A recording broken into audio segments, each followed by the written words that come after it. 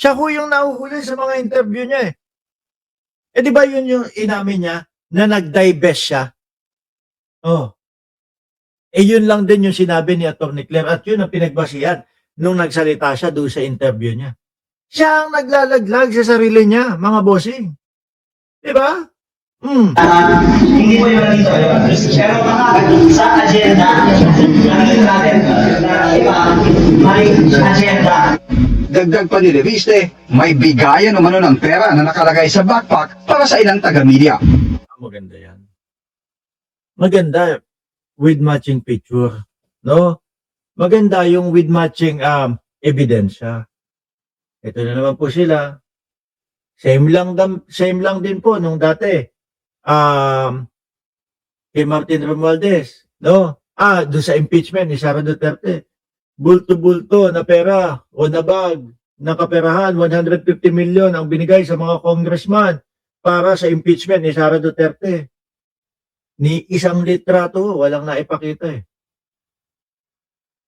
Ni isang patunay ho, walang naipakita eh. Same lang ho, boka-boka ho, mga kababayan. Kagaya lang din ho yan, mga kababayan, dito sa isinusulong na impeachment kay Pangulong Bongbong Marcos. Biboy mo, no? Si Pangulong Bongbong Marcos pa ang ipapa-impeach. Ano kaya ang dahilan nito? No? Lalong matatawa ang mamamayang Pilipino kapag ang naging dahilan pa nito, sangkot sa flood control si Pangulong Bongbong Marcos. O, di ba? O, sabi dito, just in, kakapasok lang ho, no? An impeachment complaint against President Ferdinand Marcos Jr. has been submitted to the Office of the Secretary General of the House of Representatives with Pusong Mamon. Pusong Pinoy pala, party list. Meron palang ganitong party list. Ano?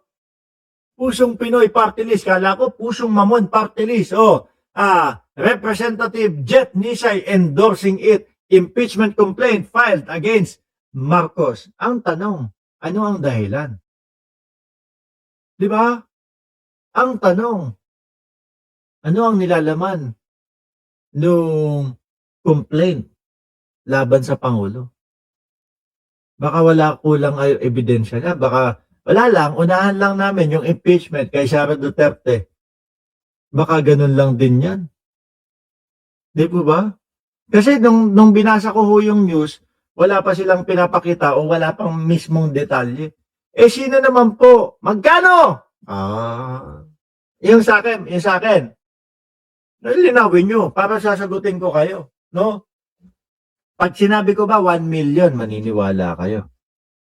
Sa akin ba yan, Lynn Mariano? Magkano? Sabi. Di ba? Sa mga DDS na mga nagtatanong. No, magkano bayad sa'yo, Mark Ramos? Paulit-ulit na ganun. Di ba? Sagutin ko ba? Pag sinabi ko ba 1 million, maniniwala kayo. Kasi paulit-ulit may nagtatanong, magkano bayad sa'yo? Eh dapat kapag sinabi ko ganun, hindi, wala din pala.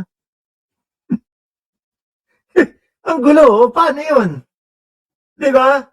Tapos ito, may mga impeachment pa. Para sa'yo, magkano? Sandali lang, grabe naman kayo. 1 oras at 12 minuto, binabanatan ko yung mga idol ninyo, mga, wala kayong masabi kung magkano? Sana man lang, pinagtatanggol ninyo yung mga idol ninyo. Di ba? Mark Ramos, ipapahiya kita, sasagutin kita. Di ba? Hindi, sa araw-araw na ginawa ng Diyos, paulit-ulit, magkano? Tapos pag sinagot mo, 1 million, hindi maniniwala. Ang gulo ng buhay ninyo.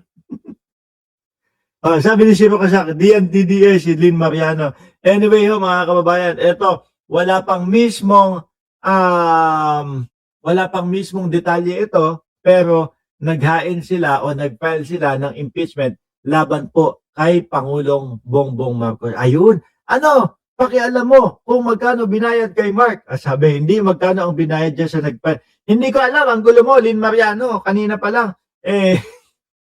Sabi ko, Kaya napatanong ako, ano ba magkano? Oh, di ba?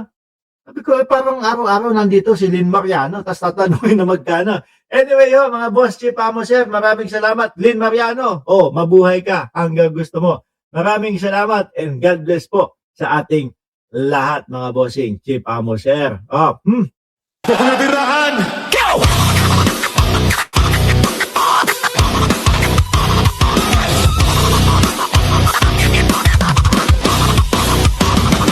Kawawang publiko, grebe na ito. Nilalaso ng isipan, grebe na kayo. Kailangan wakasan ng katampalasan para mailigtas natin mamamayan. Mamameke ka ba? Birahin na yan. Utak-utak ka ba? Birahin na yan. Kultong dedes, birahin na yan. Birahin na yan. Birahin na yan. Walang takot, sino ka man. Basta para sa katotohanan. Eto na, handa ka na ba? Tabing gawan, dito na birahan. Walang takot, sino ka man. Basta para sa katotohanan. Eto na, handa ka na ba? Tabing gawan, dito na birahan. Dito na birahan. Dito na birahan. Yeah! O pinong malinaw at malupit, lalatay sa'yo na humahagupit. Mga hindi pilit pero totoo, kami ang gigiba sa inyong santo. Namameke ka ba? Birahin na yan. Utak-utak ka ba? Birahin na yan. Kultong dides, birahin na yan. Birahin na yan. Birahin na yan. Walang takot, sino ka man.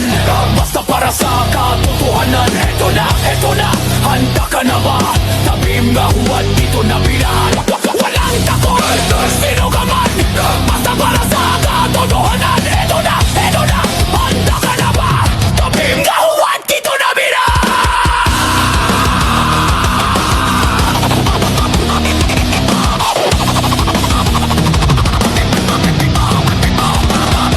Boss Mac, ano na? Basta Kero, ano na? Banat Boy, Niolo. What's up, ganda? Boss Mac, ano na? Basta Kero, ano na? Banat Boy, Niolo.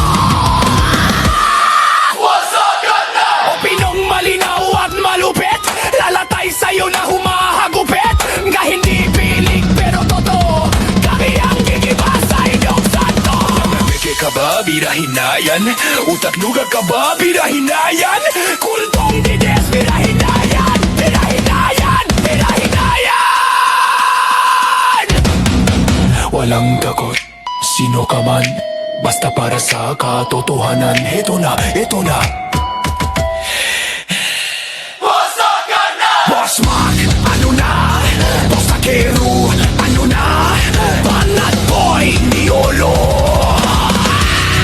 Boss Mac, ano na? Boss Kero, ano na? Banat Boy, Niolo.